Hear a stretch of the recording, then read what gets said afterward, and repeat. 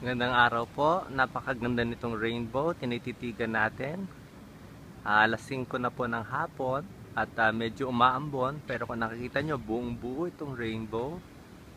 Ang ganda ng kulay niya. Kompleto, paikot. Halos 180 degrees. Kitang-kita natin yung kulay ng rainbow. Red, orange, yellow, green, blue. At may pagka-violet sa dulo. Sabi sa Biblia, ang rainbow ay yan ang pangako ng Diyos sa atin na tutulungan niya tayo at nakikinig siya sa ating mga dinain. So sana sa araw na to, magdasal tayo bago tayo matulog at magpasalamat sa lahat ng biyaya ng Diyos. So titigan natin isang huling beses ng rainbow bago siya mawala. So napakaganda ng rainbow at God bless.